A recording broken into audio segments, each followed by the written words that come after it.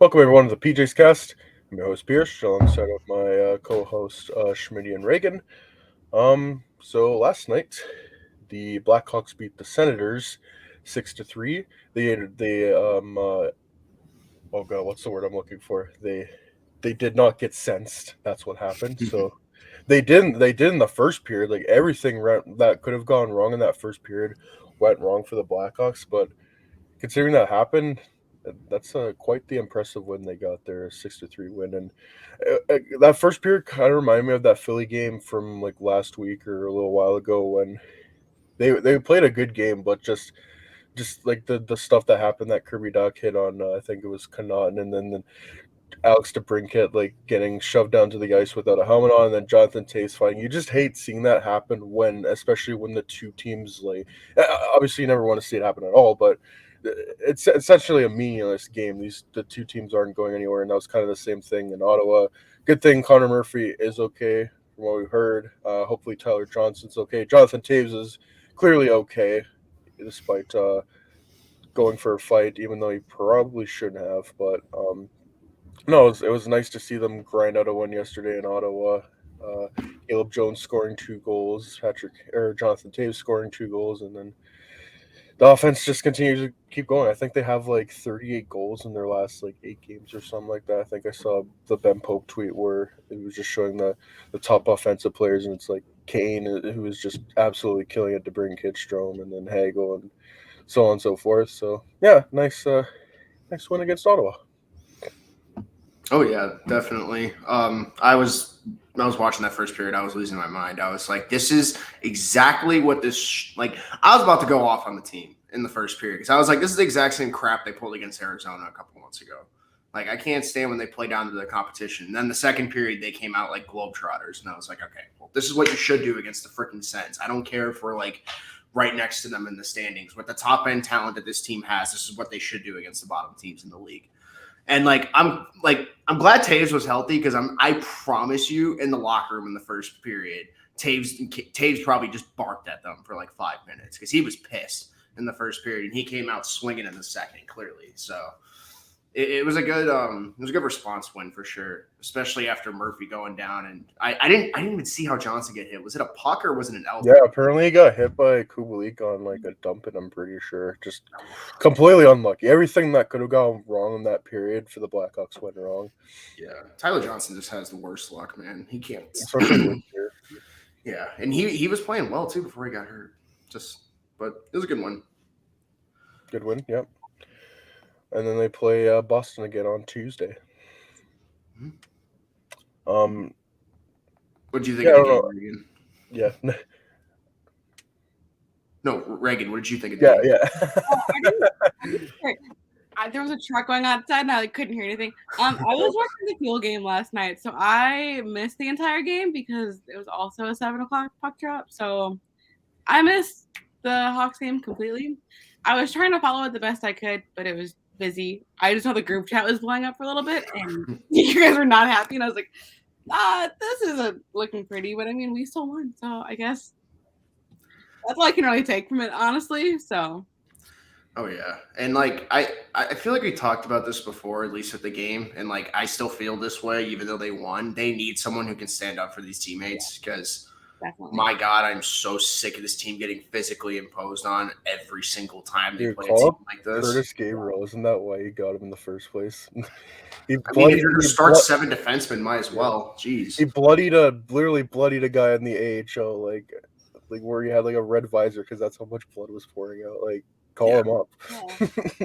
That made me a little bit uncomfortable to watch, not gonna lie. I was like, that does not look natural. That's not natural. I think that's supposed to happen. That's boxing, basically, or like MMA at that point. Good old time hockey, just like how I like it. The good old 1980s, where we just beat the shit out of each other and give you Also, I'm pretty sure. Oh, sorry. Go ahead. Oh, nothing. I was just gonna say, I think Kane's second all time in points now. I know he was surpassing another one in that. Yes. But, Chicago Blackhawks. If you could sum that up. Yeah, if the even though their image is tainted, it was nice seeing Kane pass it on a pass to Taves because it's about as vintage as it gets in the second period. I'd say. Yeah, and like I couldn't find the Hawks broadcasters last night, so I'm listening to the Canada guys, and they're just like, "Man, they just turned back the clock on that one." I'm like, Jesus, they still live in the minds of like 2013. Wow, they really turned back the back clock on that one. Patrick Kane passing it to Jonathan Taves. Oh, jeez, and like I just think it's funny because like we knew going into that game against Ottawa too, it was like either we're gonna get shut out by Forsberg or we beat like, the wall. We beat the brick wall known as Anton Forsberg. Apparently, the Anton Forsberg allegations. When you beat the Anton Forsberg allegations, oh my god, jeez. And like Sam Lafferty got a goal, which was huge. I like got it right after the Nick Paul goal. He had a strong game. He's been good the last few games, but like if the goals can start going in for him, that'll be huge because he definitely hustles. That's for sure. Yeah, not in hindsight. I remember when they made the trade, the Nylander to Pittsburgh for Lafferty. I'm like, I don't know about this. Like, what is Lafferty gonna bring? But I've actually liked Lafferty's game. Like a ton of hustle. The big thing is like he can't really finish, but we've seen a couple of goals going for him the past few games. So hey, maybe someone going forward that you can get for cheap in your bottom six. So I was gonna can't say complain about that. I was gonna say I definitely see him as a Ryan Carpenter replacement when he gets traded in a week, I'd assume, because if the reports are true, I think Carpenter is probably the easiest to move out of all of them. But like Lafferty is a faster replacement, if anything. And like I don't know how he is in the dot, but I know he takes face-offs, so that's always nice to have. Well, as long as he isn't 33%, I mean. Yeah. And also. Sorry. Oh no, but yeah, you can go ahead. I was going to say that's kind of a nice segue into our next point, unless we have anything else to talk about. We can go to the next one. Yeah. You bring up Ryan Carpenter could be traded. Our good friend of the show, Ben Pope, put out an article. I think we're having him on like sometime by the end of the month after the trade deadline's happening, so that'll be nice to talk about. But apparently Anaheim is interested in Dominic Kubalik, which is weird. Like. You would think like a contending team would want to take a shot at him. Like Anaheim, they're not a bottom of the barrel team. They're kind of they're in limbo right now. Like they're right out of the playoff spot, but they're also not like in Chicago territory where they're just bad. So that's it's interesting. But I mean, if they regress from the PDO bender, that's what the Ducks are. That's true. Yeah, like John Gibson isn't as good as he used to be, and then exactly. But Anaheim is an interesting place because they have so many good like young talent and prospects. I think the first thing that came to mind is because I'm pretty sure Anaheim is interested in trading him anyways. Is Maxime Comtois. Like that would be a great piece for the Blackhawks. I would love to see that. Mm-hmm. Oh yeah, I think Comtois is probably the name that comes right up. I don't think the Ducks would be willing to trade picks. I mean, I would love to get a guy like Sam Colangelo, but I just don't think that's going to happen with the season he's having in college right now. No. But I mean, if the Hawks throw like how many third-round picks do they have? Like you throw another 3. third with Kubalik, maybe something else. Like try to get one of their prospects because the Ducks do have a deep prospect pool. Yeah, we've talked ad nauseum about how they need forward prospects, but even like you said with Comtois, I think Comtois is 23, so. Yeah, 23. He's really young, can play center and wing. I mean, he's not having that best season. I think he got an assist last night, but I mean, shoot, he's the kind of guy that when he gets here, they'll throw in the top 6 immediately. And I could see him playing with like Kane and Strome, or I could see him with Taves and Doc or something, or even on the third line with Johnson. Like that's a guy who I could definitely see fitting in this top 9 going forward. And being a young asset with term is also a key because I think after this year he's got 1 year at $2 million, like a little over $2 million, and that's always nice to have. So I wouldn't mind Comtois at all, honestly. Yeah. Another guy is Jakob Perreault, who I believe is the son of Yannick Perreault, who was with the Blackhawks. So maybe there's connection there. Mm-hmm. I think he's having a decent year in the AHL, and he's a goal scorer. He's almost like DeBrincat. I think he's only like 5'9", 5'10", but he just scores a lot of goals. So, Dominic Kubalik. I'm not like it's gonna be interesting because the variance of like what you could get for Dominic Kubalik is interesting. Like he could go for a 3rd-round pick, but he could also get like a decent price. Like I don't know what to expect out of Dominic Kubalik, but he's also probably the most likely out of the Blackhawks to be moved. Him and Dahan. Oh yeah, I feel like it's a change of scenery move. Exactly. What did you say? Like Kubalik for Kapanen, and I think Jay Fresh posted that as well. Yeah. Because they both do the exact same thing. If they don't have the puck on their stick, they're useless. So at least Kapanen skates. Like, I mean, I don't know. There's a world where because wherever Kubalik's gonna go, if they put him with the right playmaker, he's gonna start potting goals again. Like it's puck luck at this point. But like we know what he is at this point in terms of what the Blackhawks need going forward. They don't need a guy like him. They already have enough finesse guys that don't play defense or anything away from the puck. Too one-dimensional. Yeah, that's not even one-dimensional. That's like half-dimensional. Like quarter-dimensional. Like what's it called? It's like the one-trick pony and the pony's gone. So yeah, you got nothing. That's another thing. Oh, there's my cat. Stevie agrees always. Yeah. She's just always spitting facts. She's never wrong. But I saw the other Jay Fresh chart where like everything, like all his microstats are just like below 10%, and it's just like high danger shots, and then like one timers it's like in the 80s and 90s, and I'm like, yeah, that sums him up quite well. That's almost like a player in EASHL and NHL 22, where it's just like they don't do anything, but once they get open, they'll probably score. Part of me like would hate to see us lose. Can't speak.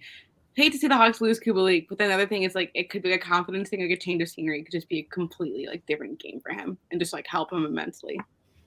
Oh yeah, 100%. We've seen that with people that have been on the Blackhawks time and time again. I mean, like as soon as Nick Schmaltz started regressing, they blasted him out the door, and he's doing pretty okay right now. He's doing really well right now. 7-point game with the Arizona Coyotes. I think he got another assist last night too. So he's got to be point per game now. Oh yeah, he's up there. He's like, I think he's got like 34 and 37 or something like that. It's pretty good. So good for him. But I don't want to see Kubalik like not succeed. Obviously, like I feel like there's a like you just said, there's a spot where the confidence is going to come back. Like it's just a matter of where. I mean, shit, put him with Zegras for the rest of the season. Maybe that'll help. That could be crazy line right there. Him, Zegras, and whoever else. Whoever the hell else. Like whoever ends up there. That could be insane. Whoever's still on the team in 2 weeks, because Anaheim's going to be busy. So Anaheim's going to be selling a lot, I feel like. Oh, yeah. I feel like Pat Verbeek was pretty happy that the team started losing. He's like, all right, now I can start stockpiling draft picks. I can trade Raquel and Lindholm, and they probably have a couple other guys that I'm missing. They should get 2 first-round picks minimum for Manson and Lindholm. Like Manson 2 first-round picks immediately. Raquel, I'm not so sure, but like he started to heat up lately, so probably he'll get a first too. Like you have 3. You could do the Ottawa route of like selling off everyone. Or Columbus last year, I think they got 2. Just double down. Go get freaking John Klingberg or something. No, that's not what I meant. But like Columbus last year, they got 2 first. I mean, hey. I know what you mean. I thought you meant Columbus, so they just doubled down and went for it and got Duchesne. Yeah, let's go get John Klingberg. Let's go get Thomas Hertl from our rivals. Let's get Chikrin from Arizona, even though he's injured. I think he's getting an MRI. I don't know. I hope Hertl makes it for agency. The Hawks should just throw a bunch of money at him. Lindholm? No, Hertl. Oh, Hertl. I mean, Hertl wouldn't be bad either. I mean, either of them. They're 28, and they're both really freaking good, and they're better than half the people on this team. So, no bar, but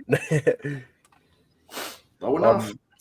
Yeah, Ryan Carpenter. I think Ben Poposa said Ryan Carpenter could go to Nashville. Like, whatever you can get for him, I guess that's nice. Apparently, I think I saw like Frank Zaravelli has reported in the past that the Rangers are interested in him as well. Again, I don't know how much you can get, but like if you can get a 4th-round pick, that's not bad. Like remember when the Blackhawks traded Tommy Wingles? That's probably what you're going to get. I'm pretty sure they got a 4th-round pick for him. You got a 5th or something, and then he didn't even play a game for Boston. I'm pretty sure. Didn't he get injured by Kadri in the playoffs? I feel like that's what happened. I think so. I don't remember exactly, but. Man, Tommy Wingles was on the first line, and that was the dark ages. First line, Tommy Wingles. God, it's like, geez, Saad didn't score in 50 games. Jeez, let's go see who he's playing with again. Oh, that's right. Wes Boma too. I don't understand. Way to get those roster acquisitions. I mean, we call this team bad now, but like 2017-18, like that's the worst year they've had, and it's not even close. That was rough. And I think it's just because we have a goalie this year. Because if we didn't have Flower, I feel like it'd be worse. No, but even then, last year we had yeah. Lankin and Subban, and it wasn't that bad. So, or Taves. So this team's weird, man. This team is really weird. Like when they're healthy, they're like worse almost sometimes. It makes no sense. Yeah, they are an enigma. I want to get on to this next topic. Apparently, the Avs and the Rangers are interested in Kane, and that's not surprising because, like, I'm pretty sure a ton of teams are interested in Patrick Kane because he's one of the, despite what the analytics He got say, 68 points in 55 games. Yeah, like he is on a heater right now. Like I think he's almost like averaging 2 points per game, like in the past 20 games, something like that. It's crazy. Obviously, this is a guy who's won the Hart before, won a Conn Smythe. Like we know his resume, and I think any team would want to have him on a team for a playoff run to help win a Stanley Cup, especially the Avalanche. Rangers, I don't know if they're going to go for. I don't think they go for a cup this year. I mean, they could trade pieces to go for a cup, but like they're definitely not in the same stratosphere as Colorado in terms of contending. But like, and maybe in the off season if they want to reunite Kane with Panarin, I don't know, but. I feel like a ton of teams would obviously be interested in Patrick Kane. It's just a matter of if it really even goes anywhere, like if there's been any even serious talk. So, just wanted to bring that up. All I'm saying is they better, like, if the offer is like Justin Barron in a first, you hang the fucking. That's all I'm saying. Like, I swear on all that is holy, if he gets traded in the division for nothing, I am going to be so freaking mad. Like, you don't even – like, Rangers out of the conference. That's different. But if he gets traded in the division and they lose that trade, they suck. Which, by the way, they're going to lose that trade because you don't win a Patrick Kane trade. I've said that ad nauseum. You're not going to win a Patrick Kane trade. I don't care who the fuck Colorado throws in. Alex Newhook would have to become like a 95-point player for me to even think that we won that trade. And they're not even going to fucking trade Newhook, so it doesn't matter. Like, no, Byram too. They're probably not going to trade. No one's going to pony up the prospect or the actual roster player the Hawks need. That's my biggest problem with that. Like, yeah, the Avs and Rangers can call all they want, but like whatever the return they're trying to give is not enough in my opinion. Unless Alexi Lafreniere's on that other side, then maybe. But like, there's not a chance in hell they trade him. Yeah, again, like it's the whole Brandon Hagel, Dylan Strome conversation where you might as well just keep him. Like you're probably not going to get an offer good enough unless someone just like knocks your door down and just gives you this incredible offer and stuff. And yeah, I don't know if you'll get that with Patrick Kane yet. Like you'll get some nice pieces, obviously, but you want like a piece that's going to be similar to Patrick Kane, like what Patrick Kane's done for that franchise, but for this franchise. So I think like Colorado would make a better, I can't speak today, but it's a better, what's the word I'm looking for? Shoot. Destination. Destination. Thank you. It's like a better like place for him to be because they're closer to winning than like New York, but I just don't think either team is going to give the Hawks like what they deserve back. I think in terms of debt, like, okay, well, this trade would happen in the summer in theory. It's not. No, I don't. And it would never. If it were to happen, it would never happen at the trade deadline. No, but like, man, it just depends what really happens in the playoffs. I think. Yeah. Because if Colorado gets bounced in round one, they're gonna get desperate. Right. I think. And if the Rangers get close, they're gonna get desperate too. So it just comes down to like, who wants to give up more to win a cup? And I feel like if the Rangers make a conference final and Colorado gets bounced in round one, they're going to give up a lot more than they're willing to go right now. Yeah. So we'll see. Really like to get traded in the division. Yeah, I can't watch. We can't play Kane 4 times a year. I can't do that. Like that would just absolutely destroy me. Done. Jeez, like. And the fact that he'd probably be like the 5th best scoring option on that team is ridiculous. He wouldn't be on their first line. He wouldn't, and that's what would make them ridiculous. Like, holy crap, that power play would just be goofy. Yeah, dude. Can't even like picture him playing for another team just because like even to the Hawks like pretty much like just his whole career obviously, but like, that's kind of when I started watching hockey because like that I was 7, I think. So like, that's the only team I've ever seen him play for. You know, obviously, again, only team he's played for, but it's like it'd just be so weird to see him play somewhere else too. Yeah, it's like Mike Modano going to Detroit and like Martin Brodeur going to St. Louis. It's such a cursed image. I So- just like I can't even picture that. It looks so wrong. Yeah, that I don't want it to happen. I don't think it should happen. And I think I saw a stat last night that Patrick Kane has accounted in 43% of the Blackhawks goals this year. Think about that long and hard before you trade I'm Patrick. honestly surprised it's not more, to be honest. Like, Yeah, but like you know what I mean. Think about that long and That's hard still a before lot. you trade that guy, because once you trade him, we are literally bottom of the barrel. No, that's scorched earth at that point. Like you're literally gonna have like maybe 200 goals a season, maybe, and I'm being generous. Like you automatically take 15 goals off Alex DeBrincat minimum. You take probably 10 points off everyone guaranteed, at least maybe 20. Like, dude, they'd be a fucking toilet bowl team without Kane, and I just can't stress that enough. And I don't think that's the answer for how you fix this problem that this team has. And money too. Like he sells so much tickets. It's Patrick He's still Kane. top 10 Yeah. in merchandise sales. Like, come on, guys. And Taves is too, which is fucking hilarious. Brand name, baby. Brand name. I Wonder was if they still got him on the promo art. There's a He's part of me Hayes.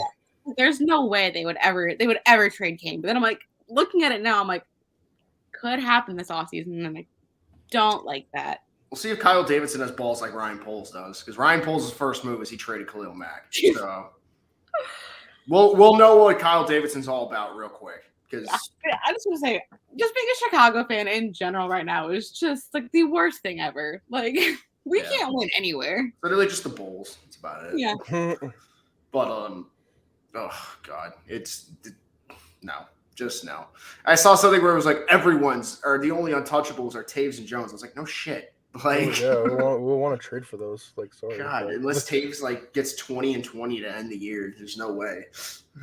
Didn't it take him like 24 games this season to score a goal in the first place? Yeah, Yep. that's like a third of the season, pretty much. Yeah.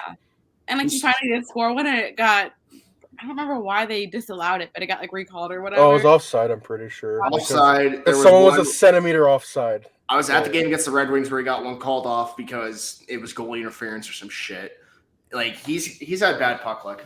Just he and Seth Jones have had terrible puck luck this year. Yeah, Caleb Jones has more goals than him this year now. Didn't Seth hit the post again last night? Like, jeez. Yeah, he Oh, got God. robbed a couple times. Yeah, he had a good chance backdoor. Like, the goals are gonna come for Seth. It's coming.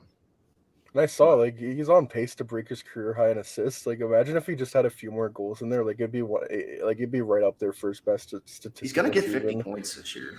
Yep, Like, probably. we knew that was gonna happen. Just I didn't think it'd be all assists. Yeah. I was like expecting like maybe like I don't know 15, 35 or something. Like he can score over 10 goals. We've seen it. He's done it in Columbus, and especially playing on that power play. Like he was definitely gonna get some goals. Like just the bounces haven't been going his way. Or if you can look up like how many posts he's hit this year. I'm gonna go try it. Remember, I remember they tracked that like a few years ago on Brandon Saad. I think it was 2017-18. Saad and Kane were first. And Brandon Saad was like first on the list and by like quite a bit too. And I'm like, Oh, that's, yeah. that's not surprising. I remember that. It was like he was so close. Like it seemed like every game he would like hit a post, and I was like, okay. That's like I don't even know John, what to say anymore. Just like okay. that's the Stephen A. Smith clip where it's like, I don't even know what to say to you right now. I was like, I'm just.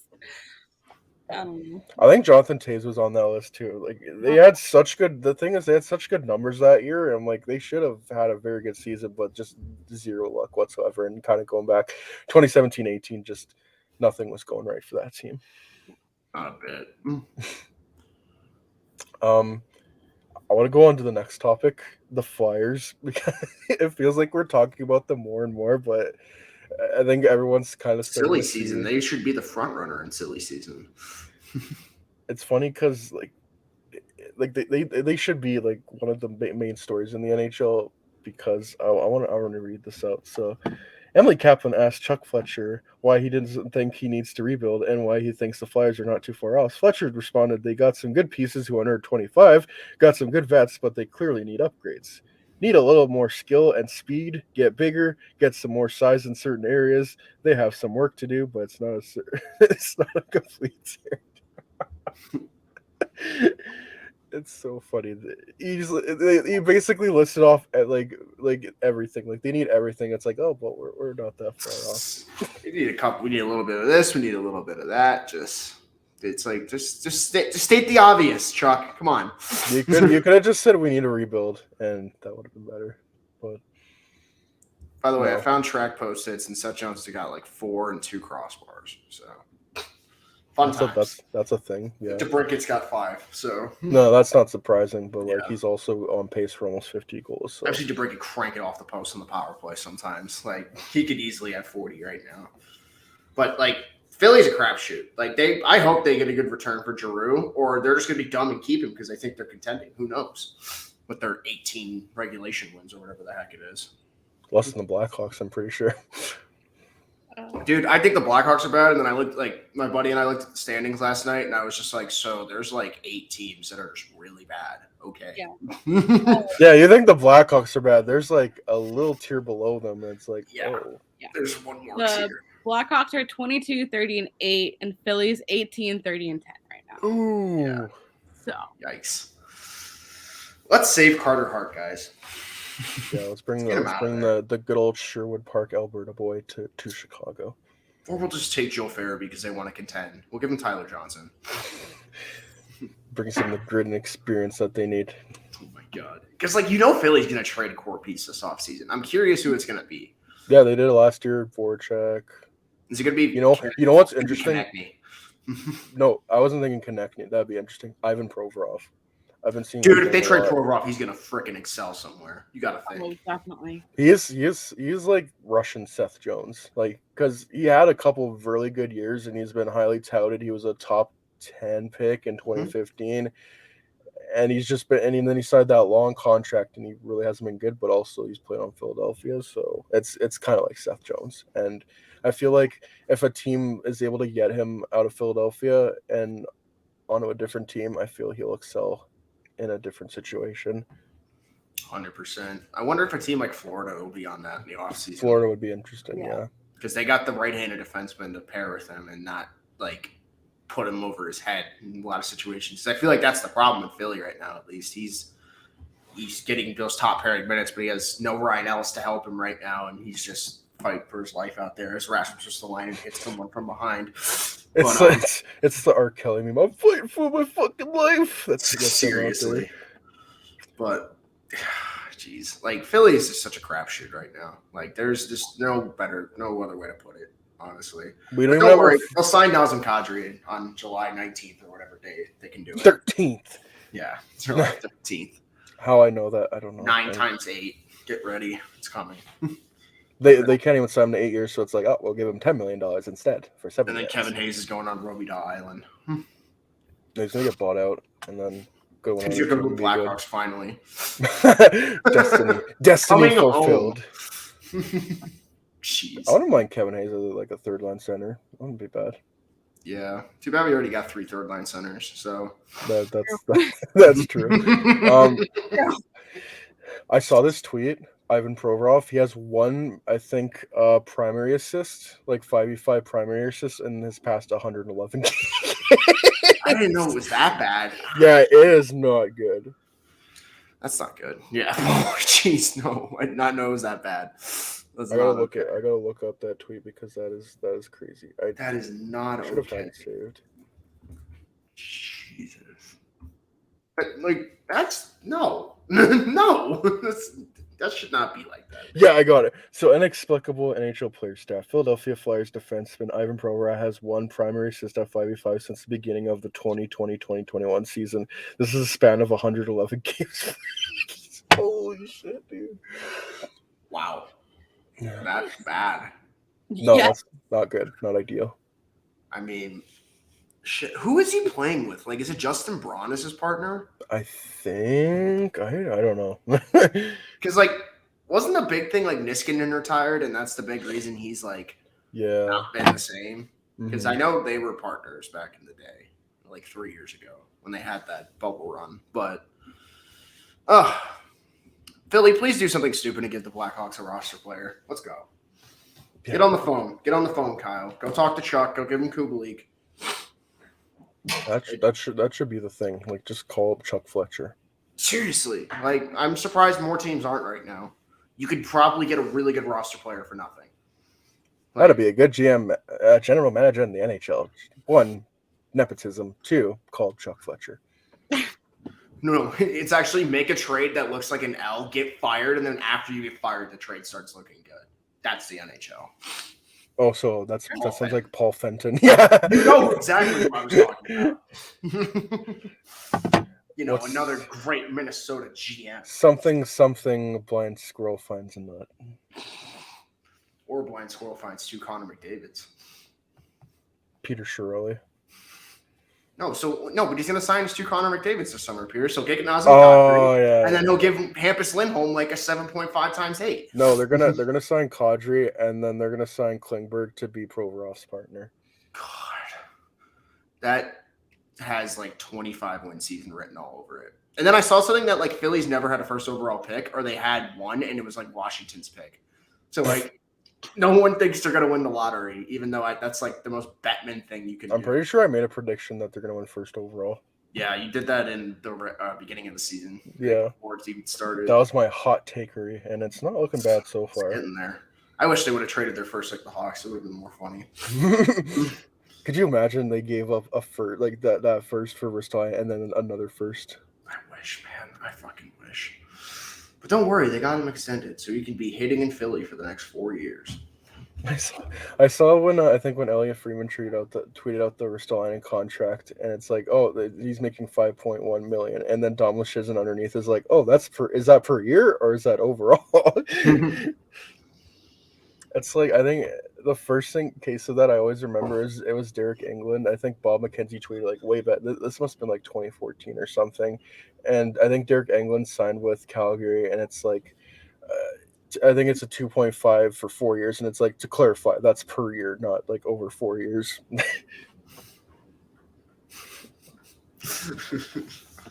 Oh, God.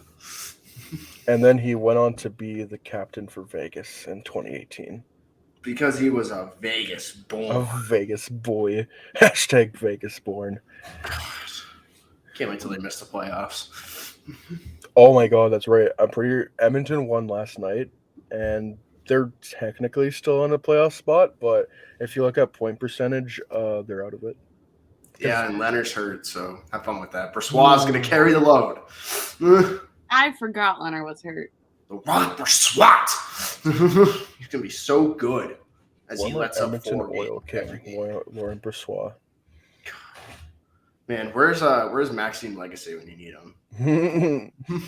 What was the other guy that played for Vegas? Oscar Dance, I think. Oscar, so you think you can dance? They just trade for Malcolm Subban from Buffalo. Oh my God! Just bring them all back. Let's go. Bring back. Crap. Who was the kid they got to play? He was like 19 in their inaugural season. I'm pretty sure that was Logan Thompson. I could be wrong. Is it Logan Thompson? It could. Hang on. Oh my gosh! Because I remember that season. Holy! I gotta look now. I'm intrigued. No. It was Dylan Ferguson. Ferguson. I knew it was something with an F or an H. I was gonna say Hutchinson, but it's Ferguson. That's who it is. But like, I remember he was like 19, and they had to like call him up from junior, and they're like, "Hey, bud, you got to go play the Blue Jackets right now." And then they won. And I'm pretty sure they won. I literally saw a thing, like watch a thing on Peacock like 2 weeks ago. I think it was about like Vegas and like how like they had this like great inaugural season, like especially right after like the shooting that happened, and like how like no one thought they were going to be good. Like they can't do hockey in like the desert. And I'm like, well, I mean, they kind of can, but I feel like Vegas, just the market's nice because you have so many people like travel there. Mm-hmm. But it was kind of interesting to watch. It was also just really, really sad because they just kept talking about like the shooting victims and their families. I was like, well, this is really sad. And then you just watch like Vegas like have this like great playoff run and then just like choke in the finals. Like, yikes! Oh man. It's crazy to think that Vegas had all those goalies and Seattle can't get a single goalie to make a save right now. Right. Like, oh my gosh. They just had the power and positivity of Marc-Andre Fleury. Yeah, well, yeah, they also had a Hall of Famer. I always forget about that. But that was talked about like Flower and how he said that he was like so sad that like he played in Pittsburgh his whole career, and then they're like, yeah, nah, man, we're just not gonna protect you. Like you're gone. Not only that, we're gonna trade you with a second-round pick to show Yeah, you how and much then we really Vegas don't want and you. just like totally screwed him over and set him here for an ECHL player, and I was like, okay.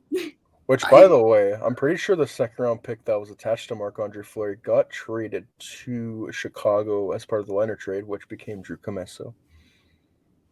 I hate trade trees, bro. I hate trade trees. Like, thanks for the reminder that we got fleeced for Leonard. Appreciate it. I mean, we got Commesso, so technically, yeah, but it's we'll see how Commesso turns out. He's good now, but I need to see him in the pros. I'm pretty sure his season ended with Boston University yesterday, because I think it's either like playoffs now. I don't know, but yeah, I was watching the Beanpot a while back, and they were looking pretty good because I wanted to see. I was looking at Commesso, but I was also looking at Colangelo, and then, but man, college hockey's a hoot. Like, I wish there was more nationally televised. Yeah, especially in Canada. I think it gets some attention in the U.S., but not much in Canada. Oh yeah, I'm gonna watch like Notre Dame games occasionally. They're always really fun to watch too. I always like if like BC's on or something, I'm watching. Like that's the atmosphere is crazy, and like that's how God, please don't price out people from the Coyotes games because you could have an atmosphere like college hockey does for some games, and it could be nuts. But they're gonna make those tickets like $300 a pop. Yeah, you could finally have something good go for Arizona, but no. They're gonna have to make they're either gonna make money off of like hella sponsorships, or they're just gonna upcharge those tickets insanely. And I think it's the latter, which is gonna suck. Yeah. I feel like if they like made the tickets like affordable, they could sell out every game, just get a bunch of college kids in there. Easy peasy. And then when they look at the stats in 10 years, they'll be like, man, why did Arizona sell 100% of their games this 1 year? It's like, oh, yeah, it was 3,500 seat arena. But you're so right. Like, they would sell out every game. Yeah. And, like, it would bring new fans into the game. It would get new eyes on the sport. Young fans, yeah. That's the whole point, I feel like. That should be their main driving point. And then when they get this new arena in Tempe, you'll have these new younger audiences that'll grow up with the team. But they're going to be dumb and sell all these things. I was going to say that's what I think everyone's hoping, but knowing the NHL, they're going to do a 180 and make this. Gary Bettman is literally Mr. Krabs. Money. Hello, I like money. Yeah, hello, I like money. What inspired you to move to Arizona to a college arena? Money, even though it won't make you any. It's like, yeah, you do realize it's a bad idea. I don't care. I'm making money. Internal cap intensifies. Donate to the children. What have the children ever done for What are the children? Oh, you mean donate to our smaller markets that can't afford them? Oh, yeah. Canada. Bring another team to Canada. What has Canada ever done for me? What is It's like, and then it's the SpongeBob and Patrick. It's like, it's like opening all the doors and it's just bags of money from Canada. Yeah, it's just like, no, move the team to Arizona. It's like Montreal making the cup final, and it's like the best players from Canada, like Connor McDavid and stuff. Oh man, it's like, man, why would I not want to promote the sport in the country where it's most popular? No. We just got the Rangers. We'll be fine. We got that money flowing in. Fucking God, and once the bar is so low with commissioners that he's not even the worst commissioner in the league. Yeah, the bar is so freaking low. Oh my God, terrible. Yeah, something rich old white dudes. Something Gary Bettman annoys the crap out of me. Something. I'm a lawyer. Something. I'm gonna weasel my way out of this. Fucking. What do we say? He's a mouthpiece for the owners. They sign his paycheck. Hell yeah, he's a mouthpiece for the owners. He's got that lifetime contract too. It's when I think it was like last month where they were celebrating, like it was like the day that he became commissioner, and that was like 29 or 30 years ago or something. It's been either way, it's been way too long. And then the NHL put out a tweet. It's like, it's been 29 or 30 years since Gary Bettman has become commissioner, and I'm like, this is not the flex you think it is. It's really not. Oh God. But like, look at all this growth we've had with teams, and like literally a league that has quote unquote parity, but like The only parity It's is in round artificial one. parity. Yeah. It's only in round one. Like someone really just like dropped the hammer on that one and was just like, yeah, there's totally parity in hockey. Shows the last 15 Stanley Cup winners and they were all top 5. There's not that much. There's not that much variance like in the past like 10 or 15 years of Stanley Cup champions because like besides the 8 seed Kings, like that's it. Like that's the last time anything crazy happened was the 8 seed Kings, I think. And if Nashville would have won a couple years ago, that would have been it though. Yeah, well, even like just like the teams that have won, like they're like because obviously Pittsburgh's won 3 times, Chicago's won 3 times, LA Kings won twice, Tampa Bay went back to back. Yeah, like it feels like Pittsburgh going back to back too. Yeah, like if Boston didn't lose to St. Louis or even Chicago, like they would have 2. Like Detroit technically has like a bunch, but like they could have 2 also. Yeah. Yeah. Tampa could have like 4 if they really want. Tampa could have 4 if they didn't. The Hawks could have 4 if it weren't for an elbow, but you know, we won't get into that. Dude, Pittsburgh could have like 4 or 5 as well. Like it's crazy. Oh yeah, like there's no parity in this league. If you have the best talent, you will be competing unless you're the Edmonton Oilers or the Toronto Maple Leafs. Then you stink. Yeah, if you have Ken Holland as your GM. Yeah, or if you have literally the mental toughness of a second grader known as the Toronto Maple Leafs. That's being nice. Like literally, like I hope the Blackhawks get rid of this like score 1 goal, like shit your pants mentality because the Leafs still have it and they're really good and it's painful to watch. Like I don't want to see this team when they're really good still have that mentality because I can't stand that mentality. Boy, I would hate to be a fan of both those teams. Damn, I really would hate to be a Leafs fan. Hold on, time out. Let me get my Michael Bunting chart out just to spread my agenda real quick. Yeah, he scores goals. That's the most important thing. And he's got a 99 percentile on defensive goals. Doesn't take into consideration that Mort Seider was like literally Danny DeKeyser was his ball and chain. For like most of the season. Literally the second coming of Nick Lindstrom. It's scary. Yeah. And he's 6'4" and right-handed. And he bullies everyone as a 20-year-old. I love it. Everyone that tries to go and hit him just gets reversed hit. Like Kirby Doc needs to go to the school of Moritz Seider for annoying the fuck out of other people. Because like he could do it. He's got the size. And like shit. Whatever. I do what I want. Literally. Like, come on. Use your size. Jeez. Like shit, Doc tore Ennis's ACL without even trying one time. Come on. Don't mean it in a bad way, but like you can use your size. Like we saw Mort Seider just annoying like Sidney Crosby and Victor Hedman. And Austin Matthews. And Austin Matthews. Literally, he's gotten to every big star, I'm pretty sure. Like, have they played Boston yet? I'd love to see what Brad Marchand has to think about. They've had to play, but they're in the same division. Did you see Marchand take a run at that guy yesterday? I think it was Keller, and like Keller took a shot, and he was like low, and Marchand went flying on the cross check behind the head. Jesus, like, man. He wasn't even looking. Like, I don't know if I can find the clip, but it was about as peak Marchand as it gets. Like, he's really good, but he's still a piece of shit. So, like, I don't even mind this, like the extracurricular stuff where he's just being an annoying asshole. But when you're taking runs at people's heads and they're not looking, yeah, that's a problem. In the middle of the ice too. It wasn't even on the boards. Like, this is middle of the ice. Like, puck's not even near him anymore. Just like if Keller wasn't lower, he would have probably gotten whacked right on the back of the neck. Like, it was not okay. Speaking of, it's like a vulnerable area, like of the body. Like if you get cross-checked in like the neck area, because it's just so exposed. Like, it's like, and that's why they call that shit. That's why they have to call that shit. But you know, the refs want to call playoff hockey in March, so that's fine. Oh god, the refs, man. Like, I feel stop complaining. It's not gonna fucking change. But no, that's the thing. Like, you want to see change, but it's been so much of this.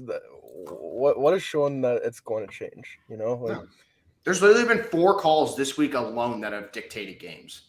So I don't like. Cool. I'm just glad my team's not competing for a cup this year because I'd hate to get fucked out of this in the playoffs. I'd be pissed. Yeah. Like some of these like what was the one against Calgary where Stamkos literally gets wrapped up like a tackle and there was no penalty? Like, he's trying to, like, weasel his way into the middle, and, like, I don't know who it was on Calgary, but he just literally wraps his arms around him. Honestly, probably. Like, wraps his arms around him like a bear hug, and, like, Stamkos just throws his arms up like, the fuck? There's no penalty, and then Calgary went right up the ice and scored. I'm like, And what did we talk about last show? It's like, cool. If they're not going to do that, then we'll just start doing our own shit. Like, shit. If they're not going to call everything, we'll just keep doing it. We'll get away with it. You can call one slash, but can you call 5 of them? It's like at this point, just like do whatever you want and see what you can get away with. Honestly, like, come on. I mean, people always got mad at Boston for doing that, like, for the longest time, but it's so inconsistent. It's hilarious. Yeah. But at this point, it's consistently inconsistent. Terrible. And then, like, I love that Tim Peel's out there defending his brothers on Twitter. Like, shut the hell up. God.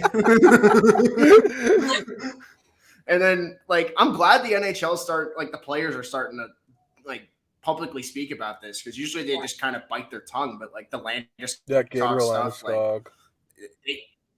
More people need to speak out, man. It's just the way it is. Also, the way he was speaking out was bullshit. Kadri definitely deserved to get bounced from that game. Just pointing that out. I haven't watched. Tried to slash Nino Niederreiter in the head twice. Like, you deserve to get bounced from the game for that. Sorry.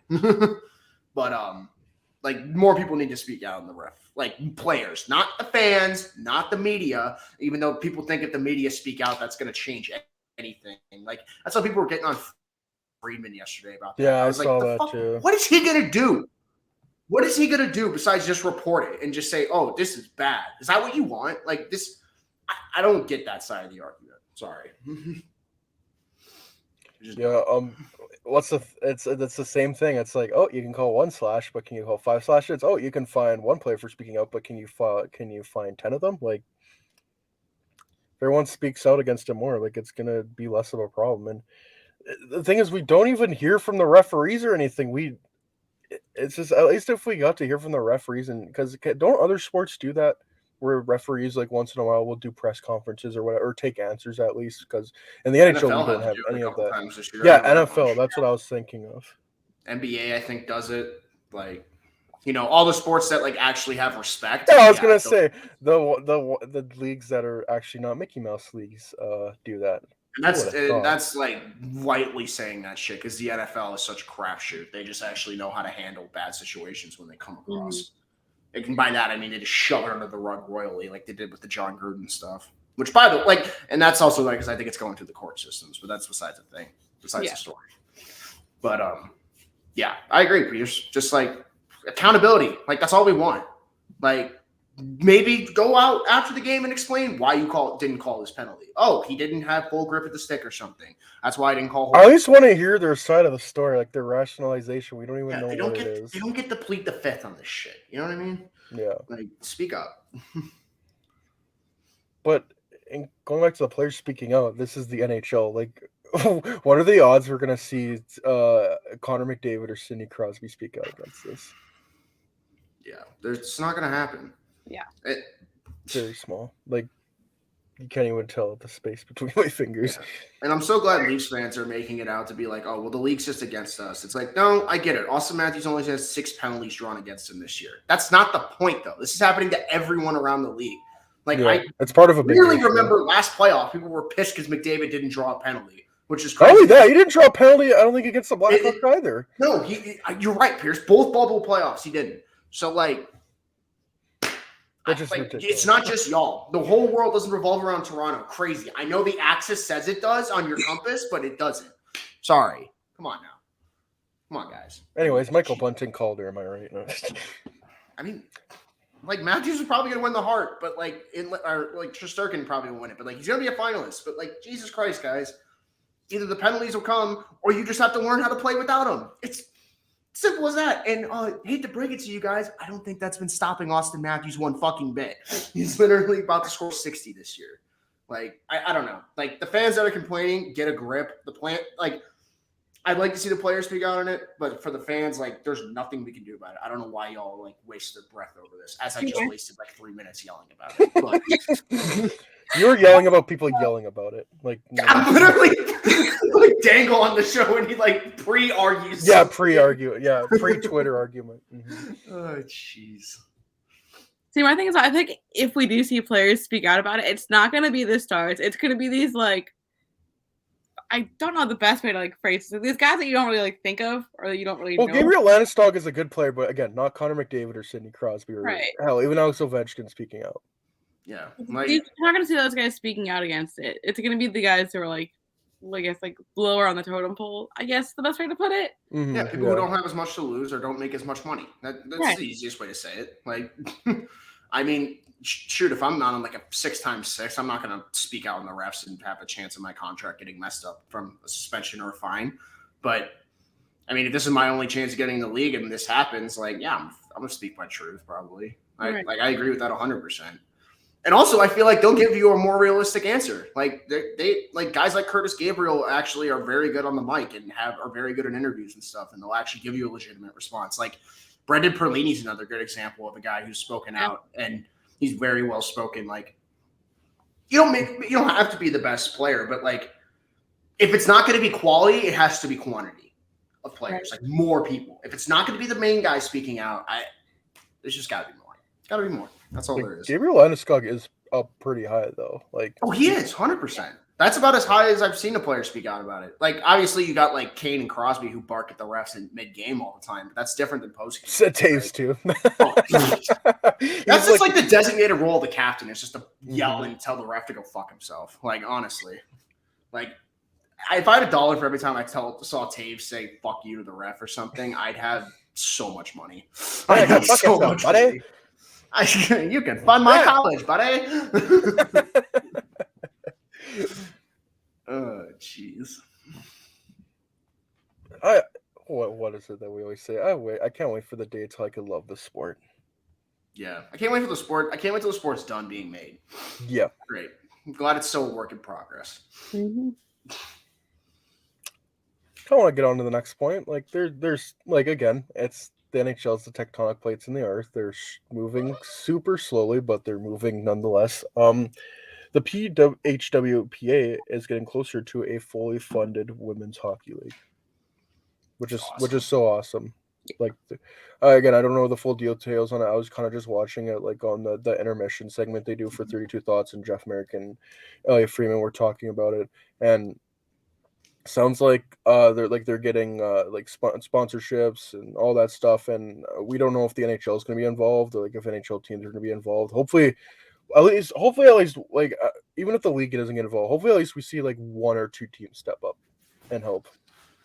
Like, oh yeah, like maybe I could see a team like Seattle doing that because they've been so progressive on like the off ice stuff they do in terms of like helping the community. Toronto will definitely do it. Yeah, Toronto would too. Like, because I think Chicago and Boston would also like. There's a lot of like Pittsburgh. I think would like. But here's the thing that I thought was interesting. Apparently, Jeff Merrick said it's going to be a separate league from the NWHL. So yeah, I'm curious to see how they're going to divvy up the talent if that happens. Because I would have thought it might have been one league, kind of like just to get the best talent in the world to play each other. But if it's two separate leagues, I'm very curious to see like which stars go where and maybe like which locations. Like, because like you got to think the NWHL has got a lot of the big cities on lock right now. Like they got Toronto, Boston, Chicago, New York, Boston, Pittsburgh. Wouldn't even put Pittsburgh as a big team. Maybe is there a team in LA yet? I would think LA would probably be a big location for this new league to go. Oh, put one in freaking Vegas, man. Oh, dude, Vegas has got to be a given at this point. Yeah, you're right. Like you said, Seattle would be a good one. I would think Vancouver, maybe something like that. Yeah. Montreal would be a good one. If they're like super leagues, so I'd just be interested to see how like this affects the NWHL. Yeah, 100%. Like I need to know how the talent gets divvied up. That could be pretty detrimental to the NWHL if they all want to go to the other league. Yeah, I agree. Like if your top stars in NWHL leave because the other league's offering more money and all this and more stability, that it might lead to a merger down the line. I'd have to think where like maybe one league buys the other out or something. But there's got to be a thing where they like either they disband from that league or there's like a merger. Like I have to think there's a merger. I'd have to think, but obviously, like they said, it's not going to happen overnight. It's a slow process, and once they get the sponsors, we'll really know what's going to happen. I feel like. But it's nothing. It's good for the sport, if anything. Like we're gonna have funded women's hockey with actual sponsors. Like I'm hoping to get a broadcast deal too. Like I'd have to be part of it. Because this is great for the sport. I just, like you said, Reagan, I really hope it doesn't hinder the NWHL. Yeah. So to where like I would just hope there'd be like a merger at some point. They just like combine them instead of like having like one league like thriving, just completely destroying the other. oh yeah. Yeah, I don't want there to be like us against them mentality. It's like, oh, we're playing in this league. This league is better. Yeah. No, this league is better. Right. No, like No, because like it should be they should be working together to grow the sport of women's hockey, and Yeah. they shouldn't be. And I think that's what this they isn't want. like wrestling where you have like Yeah. AEW and WWE. This is, you don't need two like bashing head companies. Right. And like maybe it'll do stuff where like both leagues go against each other every year, like maybe it's something like that, to where like it's like a showcase of talent of both leagues, which would be kind of cool. Yeah, like a mini tournament almost. That'd be kind of fun. Yeah, like that would be so much fun. Maybe like that's their all-star game or something. I don't know. Yeah. Like for the whole women's hockey, that'd be really cool. But I think this is just a great like jump point for like possibilities for women's hockey. Like Yeah. I really hope they get the sponsors they need. Because NHL, do fucking something. Challenge. honestly, like these teams should just sponsor the other teams. Like Toronto, like teams like Toronto, New York, and Chicago have the money. They can do it. Oh yeah, if you're Chicago, you want to get some good PR on your side. There's an Honestly, opportunity so right probably there. like any like original 6 team would have the money to like Yeah. sponsor a Hell, women's. Detroit would be great for a young Yeah. women's hockey team right now. Like with how like basically hockey's being like reignited in that city. Yeah, Dude, put one in freaking Edmonton. Like Oil Kings games sell out most of the time. Like I'm pretty sure you could get some people to come to women hockey game. That's the thing. People are like, let's say like you get 5,000 people in an arena. It doesn't even have to sell out, and it's like $10 ticket. Like how much money does it make? Like people are interested in women's hockey. It's just again, it's like the accessibility thing. Like, but Yeah, you just gotta show it more. Like you gotta make it, like you said, make it more accessible. Make it to where it's in people's like forefront of what they're thinking to do for the night. Like availability is key in everything. and that and, like for hockey, that's got to be the biggest thing is accessibility and availability. Mhm. And like I hope like that's why I really hope they get a really good broadcast rights deal or something to where they have their games streamed everywhere to where people can watch. They were them, streaming like, on they were- cable and stuff. Yeah, they were streaming NWHL games on Twitch, and they got like 30,000 plus viewers. Are you telling me people aren't gonna watch this? Right. People tell me you can't do that stuff. That's on Twitch. Mhm. Okay. Yeah, and like exactly, it's on Twitch. That's such a niche audience that they just found, and it's 30,000 people. Come on, Right. you I can't don't tell think- me that's not going to divvy up Yeah. TV ratings. I don't think they're going on all over TV and like being like, oh, tune into this NWHL game on Twitch. Like it's so Yeah. like you got to go so out of your way to find it, and that's even if even if they did put it on TV, you got to have like TV and stuff to find it. Like it's just so niche. just need it.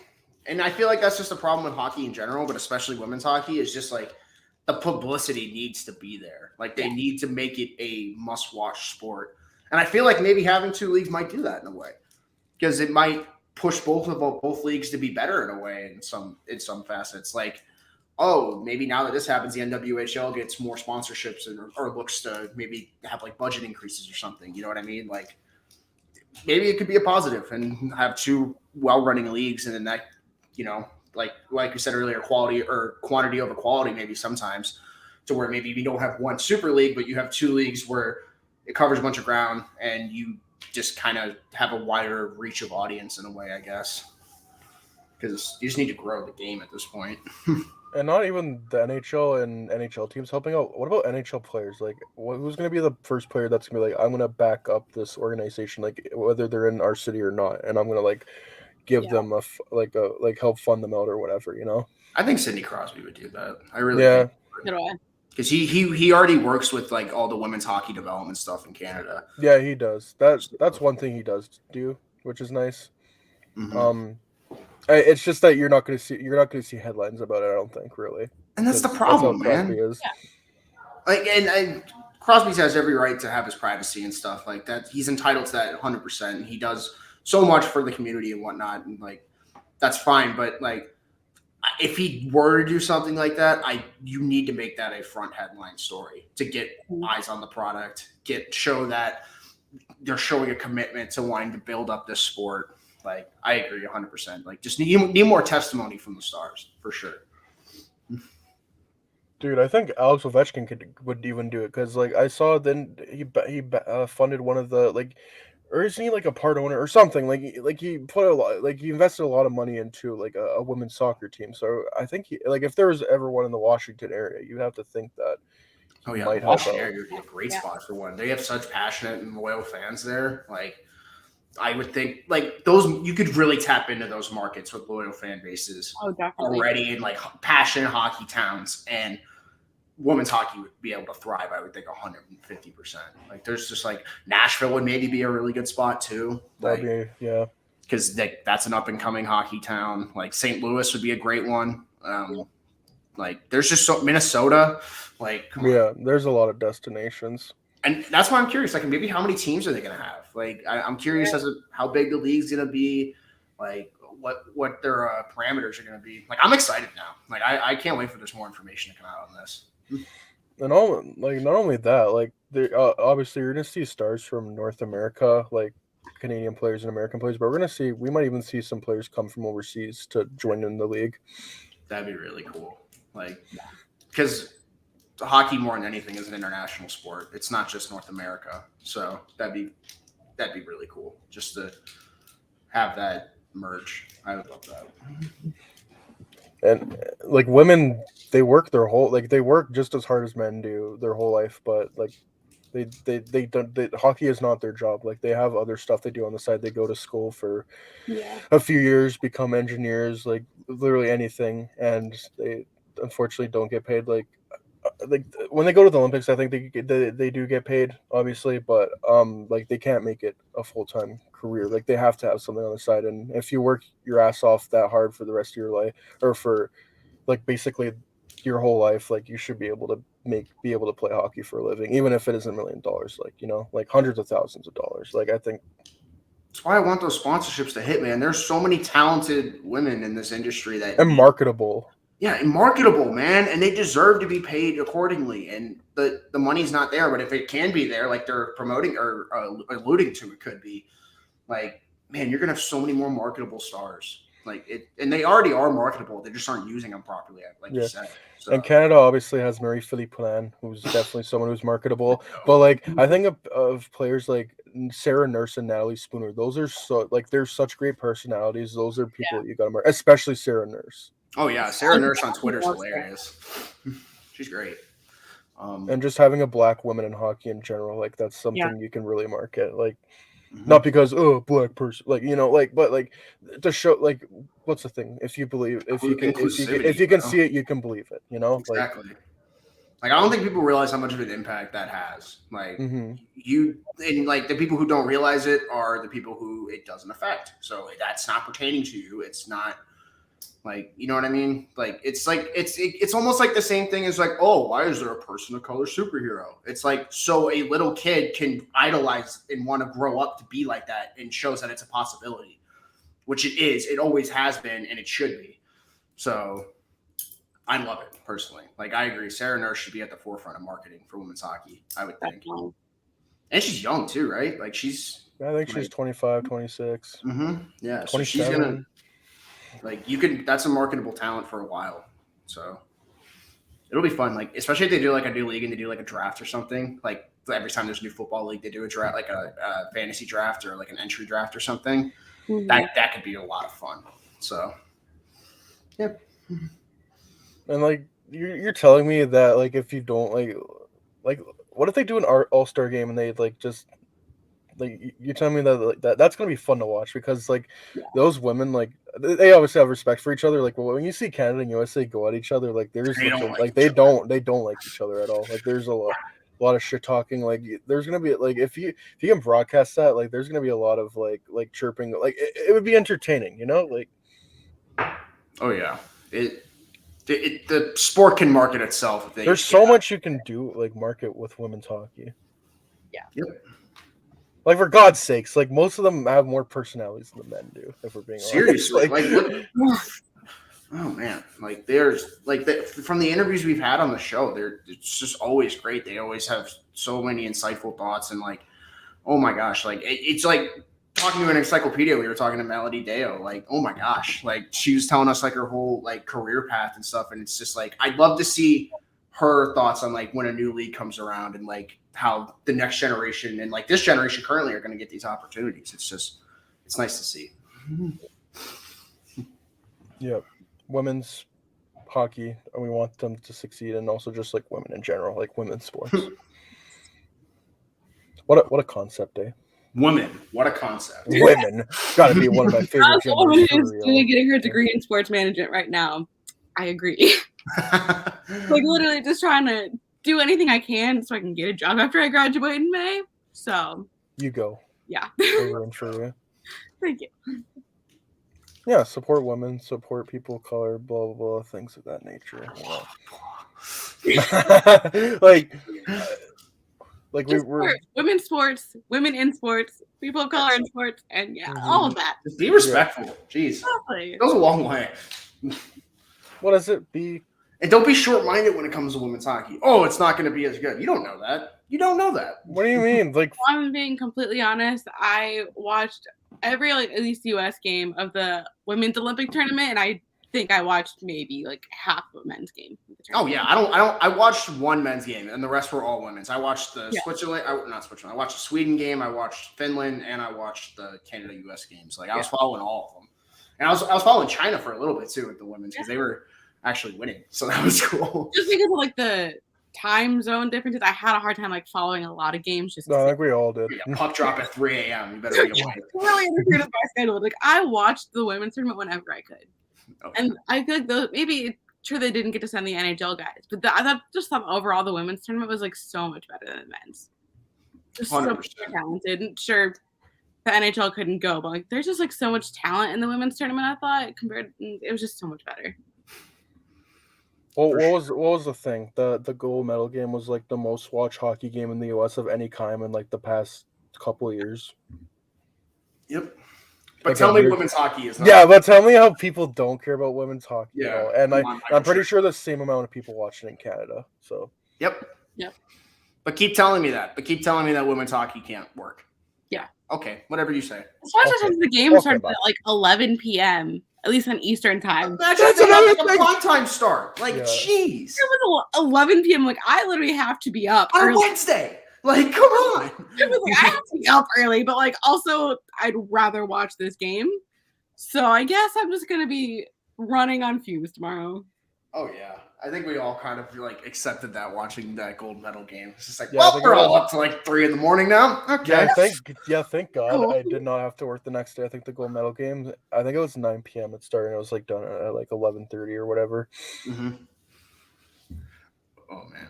Fun times. And now we got to wait 4 more years. Fuck. Well, Yeah, at least for the Olympics. At least yeah. for international play, yeah. Mhm. Mm-hmm. Hopefully, maybe within the next. I have no idea how long it would take to. I don't know either. I would think at but, least like, 2 years. Like, Yeah. I would think. But hopefully before the next Olympics, something Yes. is like. Mhm. For sure. Like, That's I would gotta think be by it. the next time we have 2 leagues by then. And Yeah. hope for the best, I guess. Yeah, hopefully the people that have power and money step up and do the right thing. Oh, Just come on. even if it's like a couple That's players not that do it. Yeah, that's true. Wishful thinking, but you know. We need to get we need to get better philanthropists in hockey that are willing to shell out the money. Because the fans are. So Yeah. Oh yeah, bud. Anyways, I don't know if you guys have anything else to add. Jacob Chikrin got hurt, so Ben Sherratt's price just went up another first-round pick. Sorry, all I heard. Wait, no, Calvin DeHaan. 2 first-round picks for Calvin DeHaan. I'm here. Sim 10. That's like my new favorite thing to do. Shout out to Charles, but every time he talks about the Panthers trade deadline, I'm like, oh, don't worry, Calvin. Oh, I already DeHaan's get coming, Chikrin. buddy. Oh no, you're getting Calvin DeHaan's coming. Don't worry. You're getting the other CH. You're getting Sherratt. Tampa fans talking about Brandon Hagel. Don't worry, Ryan Carpenter's coming. Don't worry, he's coming. You don't need Brandon Hagel. Hey, we might even be nice and throw you in a half retained Calvin DeHaan. Oh, we might even give you a Sam Lafferty if you're lucky.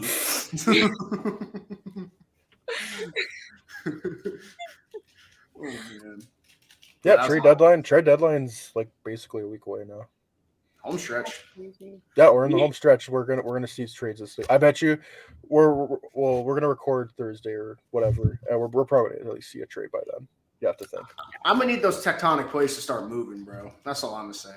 Because It's getting a little too quiet for a week out before the deadline. Like, there's literally it's been one quiet. meaningful trade. Too quiet. What was the thing that Chris Johnson said? It's like, there's not a lot of activity. Not a lot of everyone's favorite word. Not a lot of chatter. Hearing Not a lot some of rumblings. rumblings. Not a lot chatter. of murmurs. Ugh. It's a Sim Zero right now, in other words. Sim Zero. It's Sim negative. Literally, like, my favorite thing about the NHL is like someone showed the NFL over the last 5 days, showed all the big moves, dude. And it's like the NFL or the NHL over the last 5 days, nothing. Ben Sherratt might get a first round pick, nothing. Like, and this is why, folks, the NHL will never be in that stratosphere as leagues as the NFL and NBA and the money says so. Yeah. Oh, by the way, like last podcast, I wanted to bring up baseball's back. Baseball's back. Yep. Woo! Yeah, I'm cheering for the Blue Jays, so I'm hoping for. I'm hoping to expand where I get heartbroken, not just to hockey, but now it's gonna be football and baseball. Dude, you're gonna realize that baseball's such a freaking long season. Like, I know that. Oh man, like I remember. How many games, and it's still gonna be like. Isn't it 162? Well, it's gonna be regular season year, but isn't it like 75 this year? I got it. No, it's gonna be like 140 or something. Oh, I don't know. I think it's actually 162, and they're making up those 2 games that they're missing. Like, I think it's 162. From what I've heard, it's 162, and the first 2 series that got canceled are doubleheaders.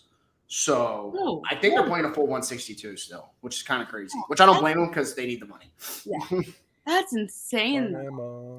Yeah, it's going to be cram 162 games into a shorter amount of time.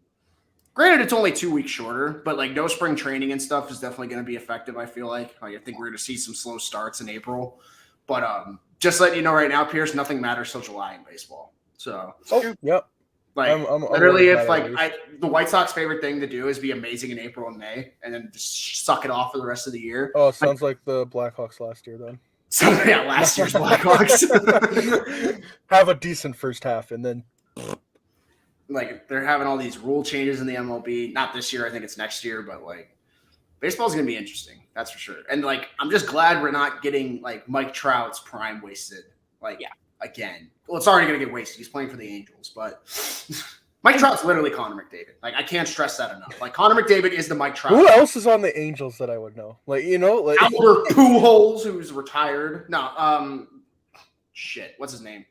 I'm forgetting the guy who won the ring with the Nationals, but he's on that team. Rendon, Anthony Rendon's on that team. Yeah, I don't know. Is Jared Walsh or Jay Walsh or something? I don't know. Some dude Walsh, he's really good on that team. But pretty much. Yeah. Like baseball's fun. Oh, they have Ohtani. I'm fucking stupid. You know who Ohtani is. Oh, I know Ohtani. Yeah. I was like, I'm missing someone. Like, I thought like Ohtani immediately. And then you like didn't say it. Like, am I like no? dumb? I'm dumb. So it's literally for some reason I just think Ohtani's his own entity right now. Like, so it's literally McDavid and Draisaitl. Yeah, pretty much, and their band of merry trash. Except unlike Ken Holland. Actually, no, it is like Ken Holland. Shit, he overpays a bunch of mediocre talent. God damn, it is Ken Holland. This is a problem. Like if you, Pierce, if you get a chance today, I think Urinating Tree posted like one of those like videos where he goes over a team. He did one of those for the Angels. If you want to see it, and you can see what I'm talking about of how just they're a tire fire, and they've tried to make big splash moves to be good, and none of them work because like either everyone gets hurt. Or the pitching sucks when the hitting's good. That kind of sounds like the Oilers in a way, like what they did this offseason. Not that it was necessarily a big splash, but they tried to make moves and it did not work out. Hey, but they're gonna make the playoffs, Pierce. They got Evander Kane. No, they got Josh Archibald too. Did you see how he took those punches from Mikhail Sergachev last night? That's Stanley Cup worthy, Josh Archibald. Hey, Stanley Cup champion Josh Archibald, I'm pretty sure. I hate Pittsburgh. Because he played like a game in the Cup final. Because Pittsburgh was just so. Everybody gets one. Yeah, everybody gets one. Tell him, Peter. Well, apparently everybody gets one. All right. Buffalo plays Toronto in an outdoor game. Yawn. Another outdoor game. I wanted to bring this up because like. Outdoor games have lost their luster. I don't know if it's just because I've grown up or they've done so fucking many of them. Might be both, but I think the outdoor game. Oh, sorry. Go ahead. Oh, I was just gonna say, like, I wish they just went back to 1 a year and they made it like a spectacle and like especially, like there's just how many were there this year that I didn't even know about, Like there's This exactly. is the third one. So This is the third one? yeah, because we had yeah. It feels like there's more. Nashville, St. Louis one. Yeah, and then we had St. Louis, Minnesota. Yeah. That's what I meant. Which was super like that was the game where like your beer would freeze because it was so cold. Yeah, it is Nashville, Tampa. My bad. Mhm. Yeah. But my thing with the outdoor games is it definitely is good for the local markets because I know Nashville and Tampa fans who ate it up and loved the outdoor game this week, and like anyone who was in Nashville will tell you it was a great time. But the problem is for the national market, they don't advertise those games at all. Yeah, and like I would have to think for you, especially Pierce, because like if Nashville and Tampa are playing in Canada, I doubt that no attention, any kind of fucking promotion. So.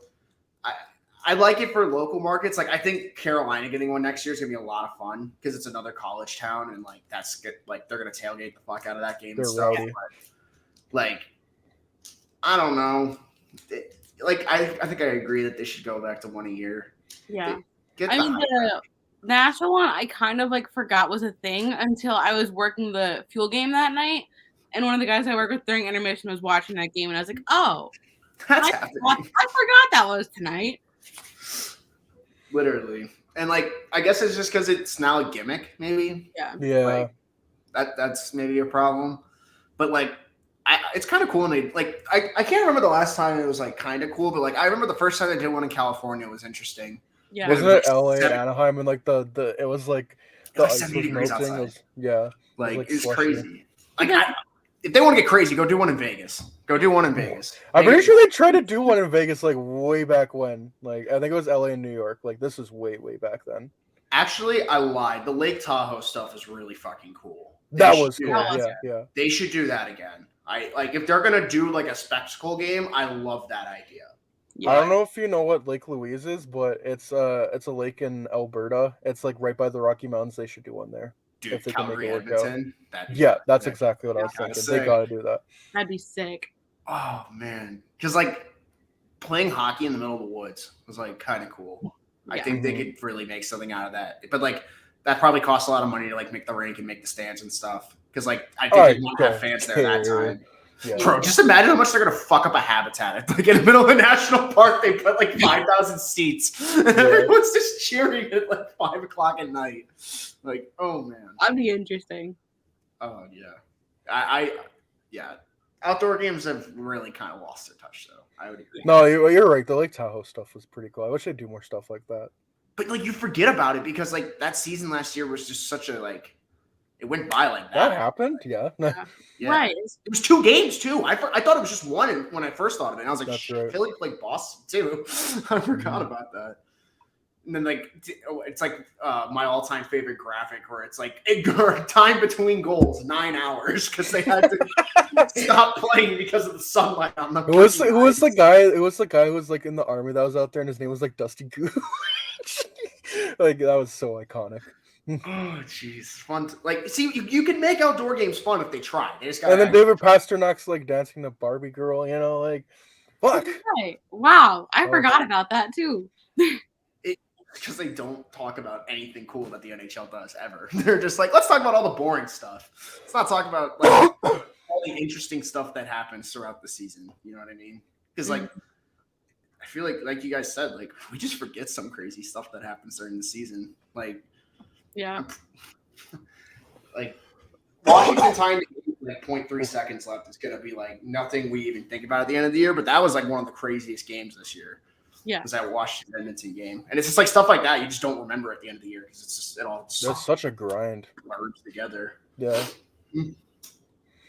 Beautiful game. I've almost been taken aback this year, like how long the season really is compared to what we had last year and even the COVID shortened year. Yeah. Yeah, like I could see why Taves was kind of harping for those. That's the schedule change like 3 years ago. Because he was on that before everyone was. He was like, we need to do this to where we play the rivals and we all go like we get cut on like flight travel. It's like baseball schedule kind of. Yeah. Mm-hmm. And they were kind of doing that for a while with the NHL. Like they were doing like the 2-game homestands and stuff like last year. And like I think we had one last year where we played Nashville 3 times at home in 1 week. So like it was basically a playoff series, which is kind of cool. I think except we lost. We lost every single. We lost 2 and then 1-1 because that was when wasn't that when we came back from 4-1 down, or was that another? Yep, quite literally our only win against Nashville last year. It's so pathetic. Like literally, if they win like 5 of those games, they're probably in the playoffs. Oh but they lost. I don't want to think about that. But they lost 7. So that's how stupid last season was. UC Saros, baby. And he's not even going to be a Vezina finalist this year. And he's been incredible. No. Did you see that? Because, like, Shesterkin's going to win it, man. Markstrom's got a new shutout, bro. Yeah, that's what I wanted to bring up. Markstrom has 9 shutouts now. And then Frederik Andersen's going to be in there, too. He's been really 100%. Good. Yeah, they've been incredible. Oh, my gosh. Jacob Markstrom, like, if Igor Shesterkin literally wasn't having, like, the 3rd best season ever by a goalie, we'd be talking about Jacob Markstrom so much more.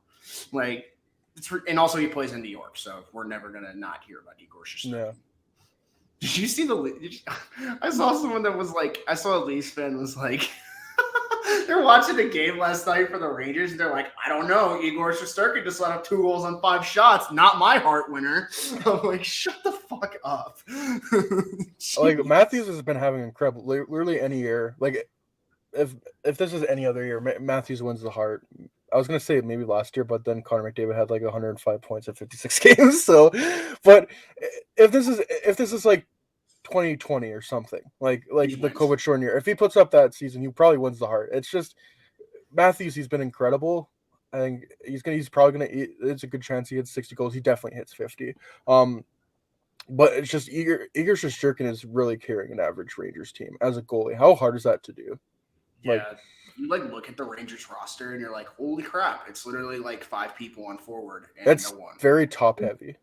Yeah, like it's like their number 1. Like they have the number 2 power play in the league, and then that's about it. Mm-hmm.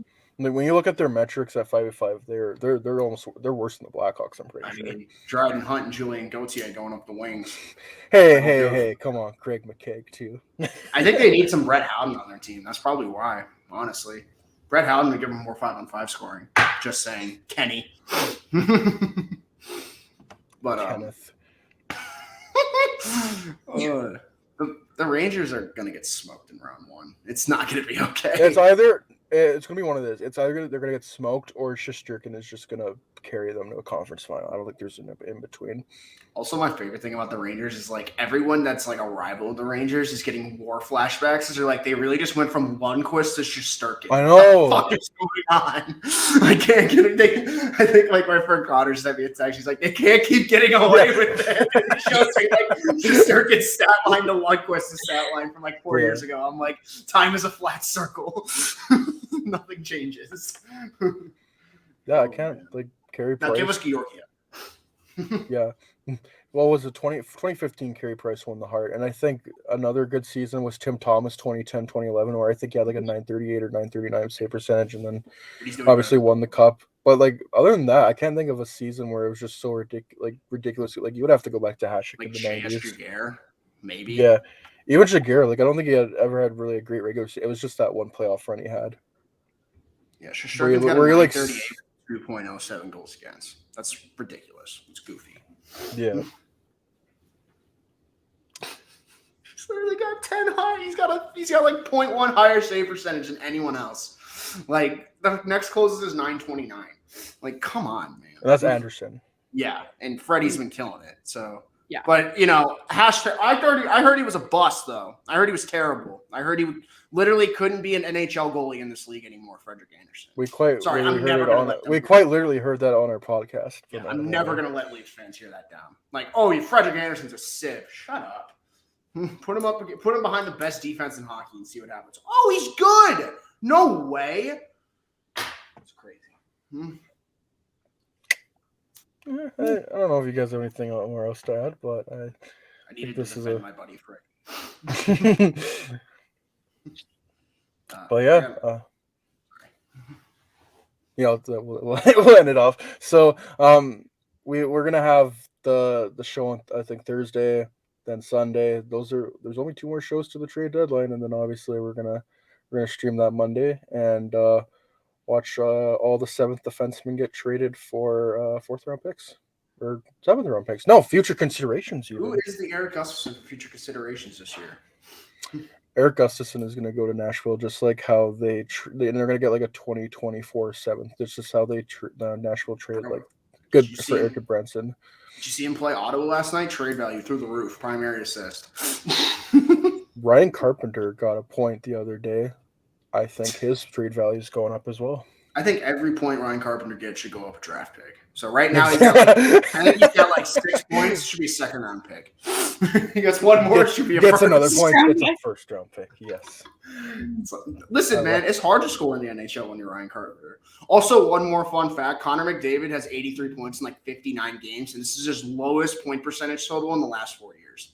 He's still on pace for like almost 120 points, and it's his lowest one. He's not real. He's not fucking real.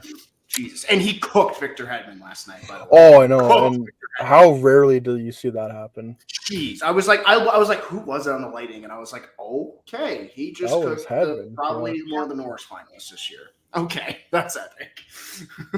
This is epic. Okay. Let's end it off now. So thank you guys for joining, Reagan and Schmitty. It's a pleasure. Hopefully we get Jimmy back on soon. But yeah, enjoy the rest of your Sunday and go Sabres! Woo! Go Sabres.